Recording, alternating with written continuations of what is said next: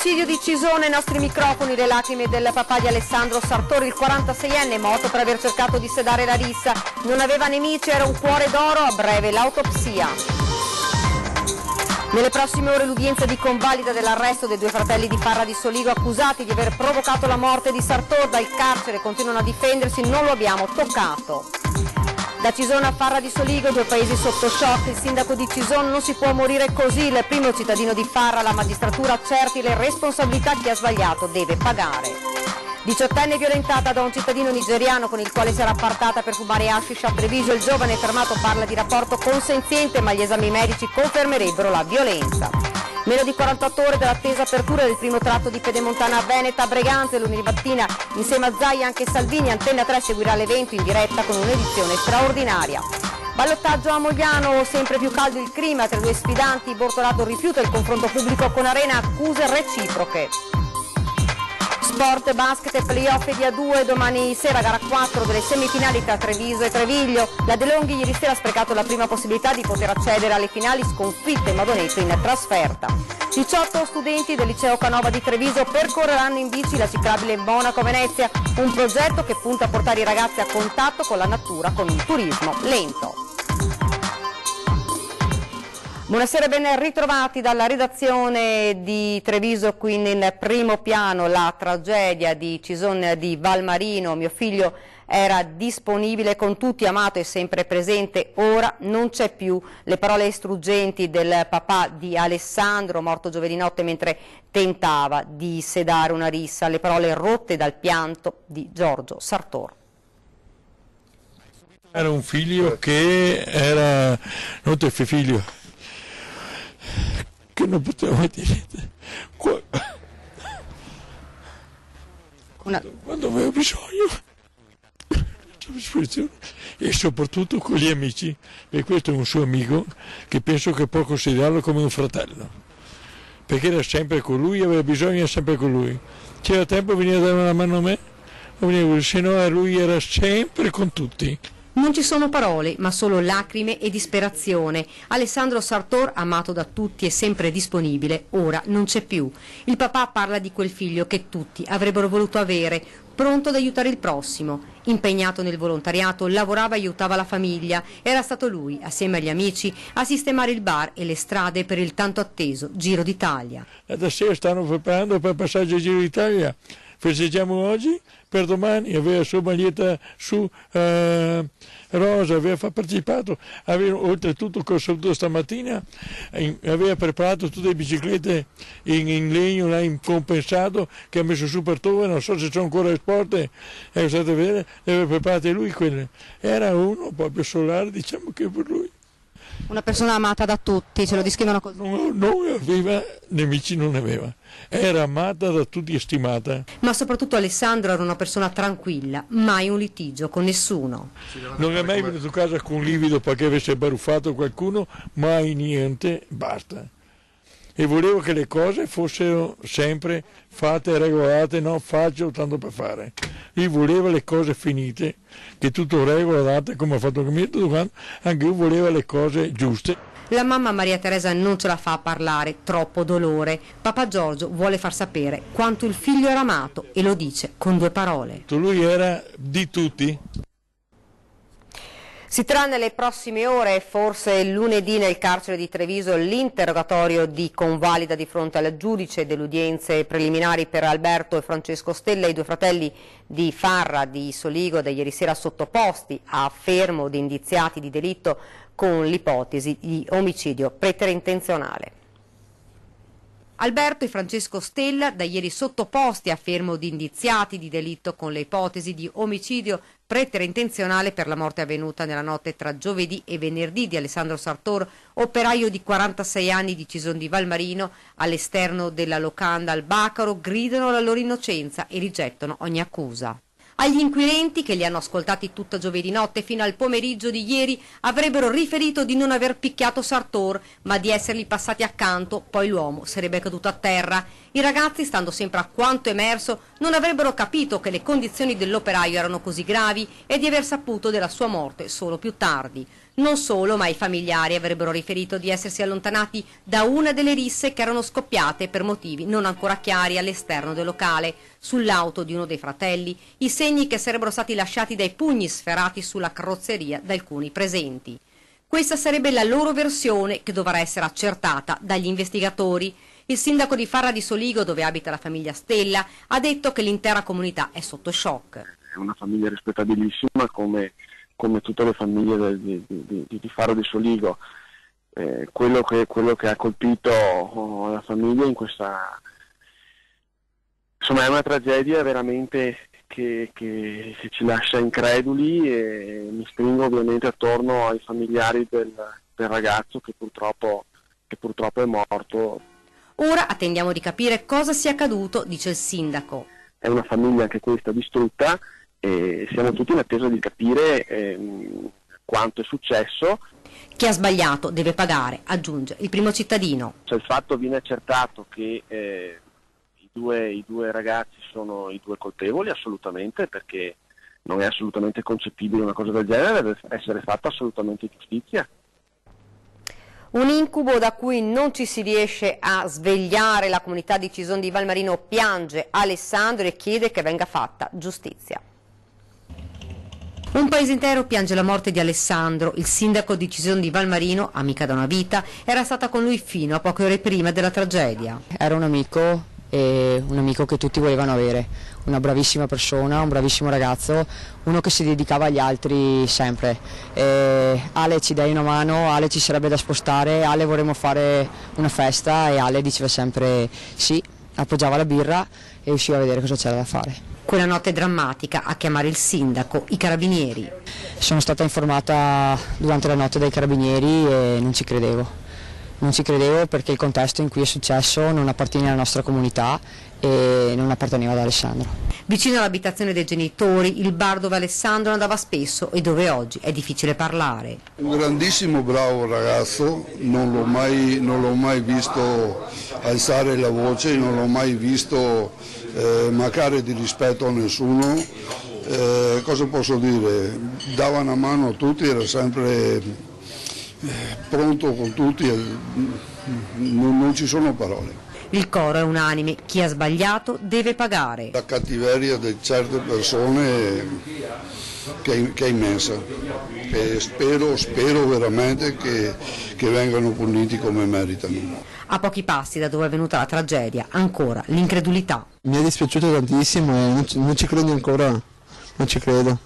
Non vorrei essere io la sua mamma. Una tragedia immensa. Sì. Continuiamo con la cronaca. Un 27enne nigeriano è stato fermato dai carabinieri con l'accusa di aver stuprato una 18enne a Treviso.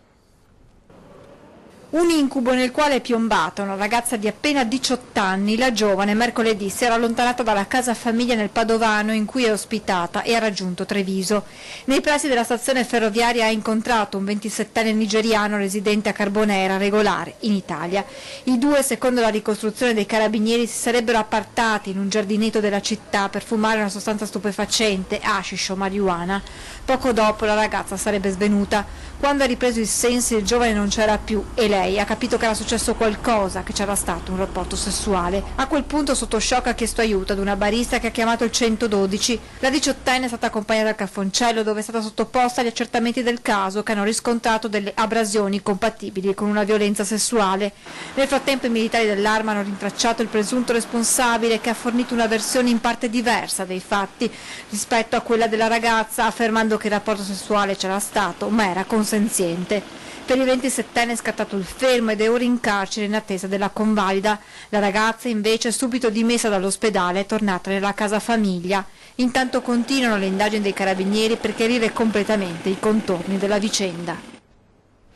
Inaugurazione della Pedemontana lunedì con Salvini e Zaia, un atto politico e un avvertimento ai colleghi 5 Stelle, al governo, basta rallentamenti alle grandi opere. Un evento che Antenna 3 seguirà in diretta con un'edizione straordinaria a partire dalle 10:30 in studio. Ferdinando Avarino in collegamento da Breganza e Angelo Cimarosti per raccontarvi minuto per minuto l'attesa apertura del primo tratto attratto a Breganze.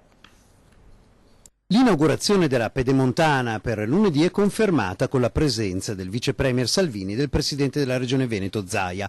La cerimonia si terrà proprio al casello di Breganze, che servirà da interconnessione con l'autostrada 31 Valdastico, che tanto ha fatto disperare perché ci sono voluti mesi per rendere operativo il pagamento, visto che il software tra le due società concessionarie non erano sincronizzati, quindi i primi 7 chilometri erano pronti da mesi, ma l'informatica non c'era verso che facesse la sua parte. Nel frattempo i nemici della grande opera, il cantiere pubblico più grande in Italia, hanno continuato ad agire, come per esempio il 5 Stelle Costa, che prima pone dubbi sulla realizzazione, poi fa retromarcia dopo aver fatto imbestialire i colleghi leghisti di governo e l'intera regione Veneto.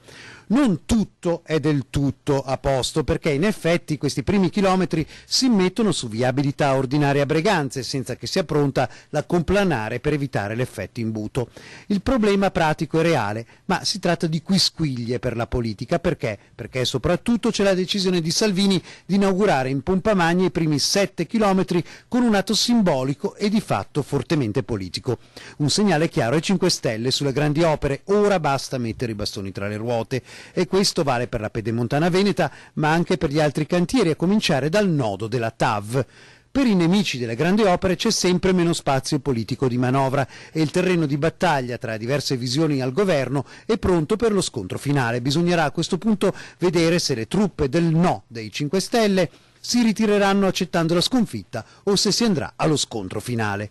Dalle 10:30 di lunedì la nostra rete seguirà in diretta l'importante evento con la telecronaca dal posto e anche in studio, perché comunque la si veda, questo taglio del nastro non è come tutti gli altri. Ed ora all'economia con Maria Cristina Piovesana, pronta a guidare per un anno Assindustria Veneto Centro, nata dalla fusione tra Confindustria Padova e Treviso.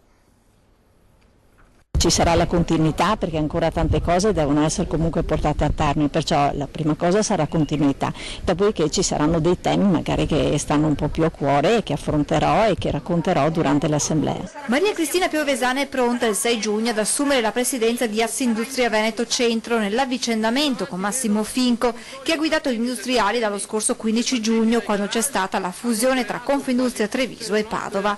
Quel giorno venne decisa l'alternanza alla guida dell'associazione, il primo anno con Finco, che ora assume la presidenza vicaria, mentre quella effettiva spetterà a Maria Cristina Piovesana, soddisfatta di questo primo anno di vita di Assindustria Veneto Centro. Una fusione e poi l'integrazione sicuramente non è cosa facile, ma vedo che c'è ancora molto entusiasmo e le cose stanno andando molto bene. Intanto bisogna fare i conti con una situazione economica del Paese non certo facile. Vorrei dire che di fatto è una ripresa di fiducia e che vediamo la luce in fondo al tunnel. Di fatto non è ancora così, io penso ci sia veramente tanto da lavorare e da darsi da fare in questo senso. Tante promesse che sono state fatte avranno bisogno di coperture e questo non è ancora chiaro come avverrà. La cosa tante volte più facile è quella di andare presso le imprese, però insomma direi che le imprese hanno già dato tanto e così anche i lavoratori. In questo scenario si inseriscono poi i continui richiami dell'Europa all'Italia sul fronte conti pubblici. Bisogna andare giustamente in Europa e discutere e rinegoziare e vedere effettivamente quali sono i temi e come affrontarli. Scontro tra un'auto e uno scooter nella notte a Treviso, un 50enne ricoverato all'ospedale. L'incidente è avvenuto poco dopo la mezzanotte nei pressi dell'incrocio tra via San Pelaio e viale della Repubblica. A scontrarsi sono stati uno scooter e un SUV, ad avere la peggio il 50enne alla guida del mezzo a 2 ruote, trasportato in ospedale dal SUME 118 per accertamenti. Sul posto sono intervenuti i vigili del fuoco di Treviso e di Carabinieri. Politica verso il ballottaggio di domenica 9 giugno a Mogliano. Il sindaco uscente Arena aveva chiesto per questa sera un confronto pubblico al suo avversario Bortolato, che ha però rifiutato e il clima politico si surriscalda. Unico comune al ballottaggio in provincia di Treviso, Mogliano Veneto si prepara a tornare alle urne domenica 9 giugno e la campagna elettorale tra i due sfidanti, Carola Arena per il centro-sinistra e Davide Bortolato per il centro-destra, si fa incandescente. Ad infuocare la scena politica moglianese il mancato confronto pubblico tra i due chiesto dal sindaco uscente Arena. Le nostre cittadine e i nostri cittadini si meritano anche di poter assistere a un confronto sui programmi e quindi sulle proposte proposte per i prossimi 5 anni di Mogliano. Io ho prenotato il centro sociale per sabato sera, se preferisce un'altra location troveremo un'altra location, però ci deve essere, quindi io lo aspetterò al centro sociale oppure mi farà sapere, insomma, però io credo che questo sia importante, io comunque sarò lì. Invito che Bortolato respinge al mittente. Lei aveva fatto la stessa cosa 5 anni fa quando era in vantaggio, io continuo a fare quello che faccio tutti i giorni, mi incontro con la gente, ripeto, non mi interessa incontrarmi con lei, proprio perché ci ha sempre rifiutato in 5 anni come opposizione. Qualcuno potrebbe leggere questo come la paura di un confronto. Ma assolutamente no, io ho le porte aperte della mia sede, io mi incontro, vado nelle assemblee, nei quartieri e resto lì e chiacchiero con la gente. Nel primo turno Bortolato aveva ottenuto il 49,42% delle preferenze, Arena il 44,18%, per 88 voti non si è chiusa la pratica sindaco già domenica scorsa. Ultima settimana di campagna elettorale che i due sfidanti affronteranno tra la gente. Incontrando la gente, mostrando il nostro programma, le nostre idee per cambiare Mogliano, per dare più sicurezza, per aiutare lo sport. Anche stamattina mi sono incontrato con alcune associazioni. Parlando ai cittadini, alle cittadine, alle associazioni, abbiamo continuato e stiamo continuando a fare quello che abbiamo fatto in questi 5 anni anche nella campagna elettorale. Incontri durante i quali i due ballottanti ribadiranno i punti principali del loro programma per i prossimi 5 anni. E in questi anni abbiamo lavorato molto sul rendere questa città più vivibile, più green, più sicura, più solidale. Si tratta di portare avanti con forza tutta una serie di temi, di indirizzi che abbiamo già indicato. Un piano della viabilità dei parcheggi, una grossa mancanza qui a Mogliano che ha penalizzato le attività commerciali, che ha penalizzato i negozi e quindi questo sarà uno dei punti fondamentali. Ma poi abbiamo in mente tutta una serie di programmi. A Oderzo sta già diventando un caso lo spostamento della locale sede mandamentale dell'INPS, perché lo raccontiamo nel prossimo servizio. La rivalità non muore mai. Un detto perfetto per Motta ed Oderzo, nomi scanditi in rigoroso ordine alfabetico per non offendere nessuno. Un detto, dicevamo, che tra Monticano e Livenza calza a pennello e soprattutto è come la Benemerita ed è fedele nei secoli. Due comunità praticamente confinanti se non ci fosse Gorgo in mezzo, ma che dalla notte dei tempi vivono una sana ma a volte anche un po' birichina competizione, che in genere sta nel portarsi via attività e servizi di pregio per poter dimostrare di valere di più tra le comunità che compongono questa nostra Marca trevigiana. L'ultimo caso riguarda la sede mandamentale dell'INPS, oggi in questo palazzo a 2 passi dalla Pitergina Piazza Grande. Di proprietà comunale è a rischio chiusura perché da Roma non sono più disposti a pagare l'affitto. E nel braccio di ferro tra municipio e Roma, via Treviso, ora si è messa in mezzo Motta, pronta ad accogliere gli uffici a gratis pur di soffiarli ad Oderzo. Quasi una rivincita dopo la chiusura o lo spostamento del secolare ospedale di Motta nella struttura pitergina, ma anche per l'inevitabile trasferimento della caserma dei Vigili del Fuoco dalla riva della Livenza a quella del Monticano e in particolare all'ex caserma Zanusso. Pare però che anche in questo caso la disputa sarà lunga. Dopo l'annuncio di Piazza Luzzatti, da Palazzo Foscolo sembra abbiano già rilanciato la seguente frase: se non proprio gratis con un forte sconto, ma l'INPS non deve andare di là. Staremo a vedere come andrà a finire in un'altra delle tante storie infinite di questa nostra Marca trevigiana, dove giusto per chiudere a Motta dicono meno male che la Madonna dei Miracoli non ha le ruote, altrimenti dal Monticano vorrebbero anche quella. Ed ora ci fermiamo un attimo, c'è la pubblicità.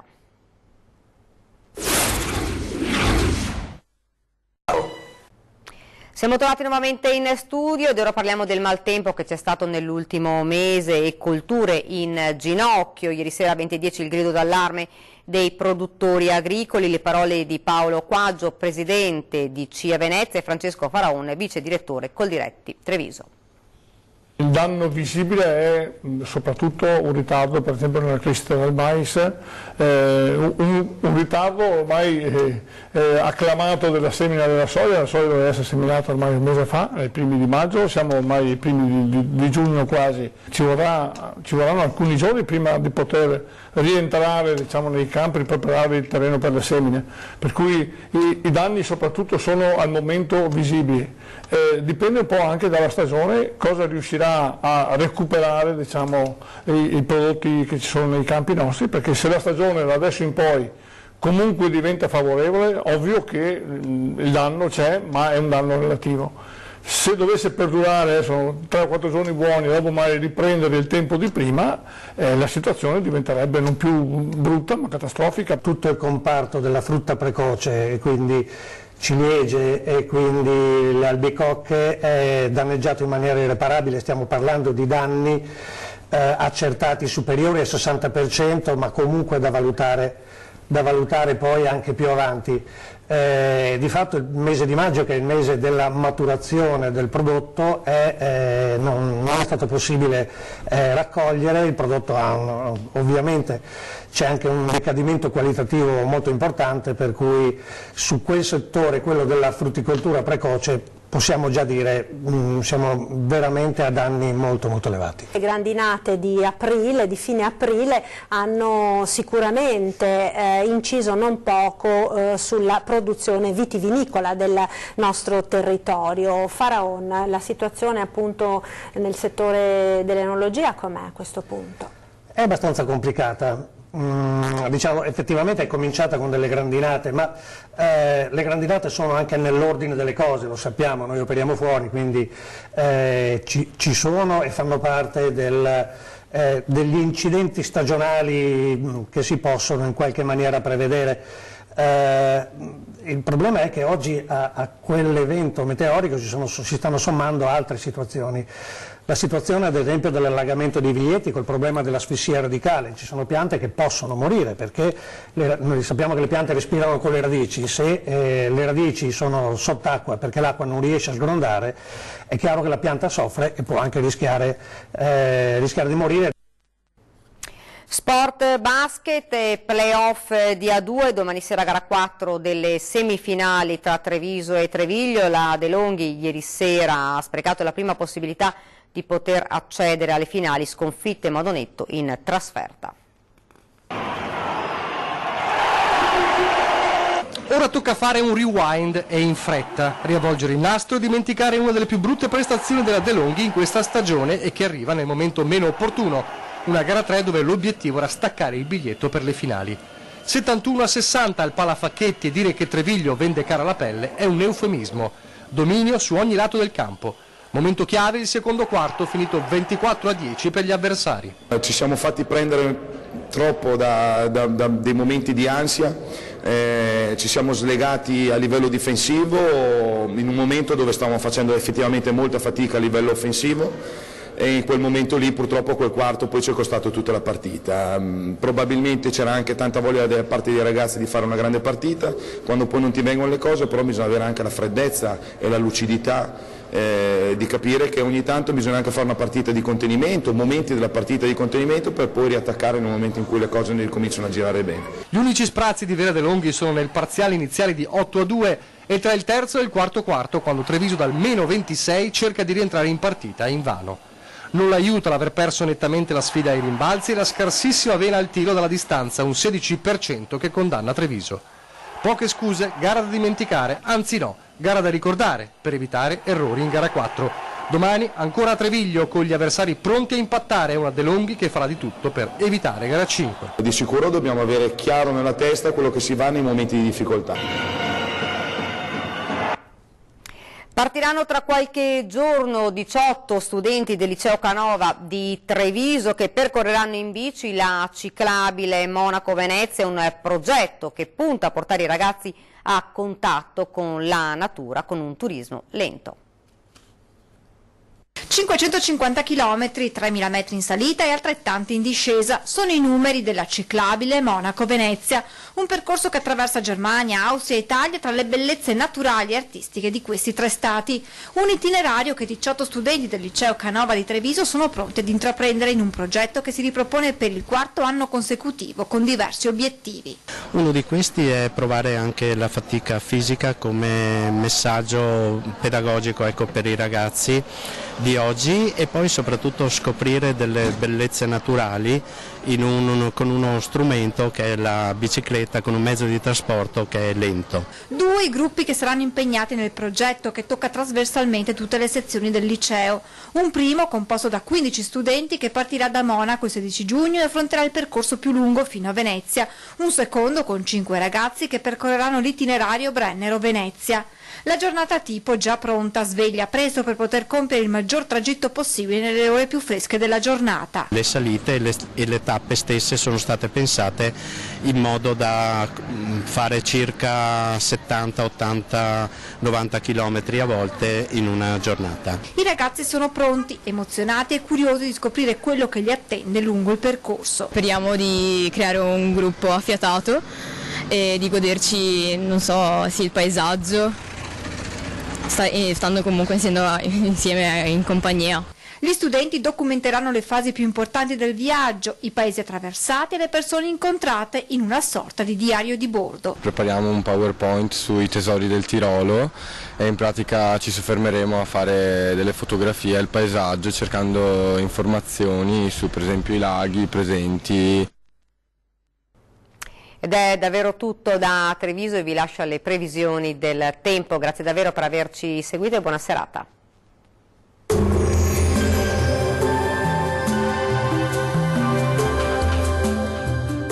Tonus Laboratorio del Piede, centro altamente specializzato nella costruzione di plantari su misura, dedica nuove tecnologie di rilevazione dei carichi posturali per dare voce alla filosofia di benessere che lo caratterizza. Ben ritrovati al meteo. Sarà una bella domenica soleggiata e calda sulle nostre regioni. L'anticiclone infatti è sempre più presente al nord. Ma vediamo il dettaglio del 2 giugno. Sul Veneto la festa della Repubblica sarà all'insegna del bel tempo, con cielo al massimo poco nuvoloso dappertutto. Non si escludono occasionali annuvolamenti e veloci acquazzoni pomeridiani sui monti bellunesi. Temperature minime tra 13 e 17 gradi, massime comprese invece tra 23 e 28 gradi. Ci spostiamo ora sul Friuli Venezia Giulia, dove la giornata risulterà all'insegna di un ampio soleggiamento ovunque. Non sono attese precipitazioni particolarmente degne di nota. Temperature minime tra 13 e 16 gradi, massime oscillanti invece tra 22 e 27 gradi. Bel tempo anche sul Trentino Alto Adige, dove sarà soleggiato su tutti i settori e il cielo si presenterà al massimo poco nuvoloso. Temperature minime tra 15 e 16 gradi, massime comprese invece tra 29 e 30 gradi circa. Bene, dal meteo di Antenna 3 per ora è tutto, vi do appuntamento al prossimo aggiornamento. Arrivederci.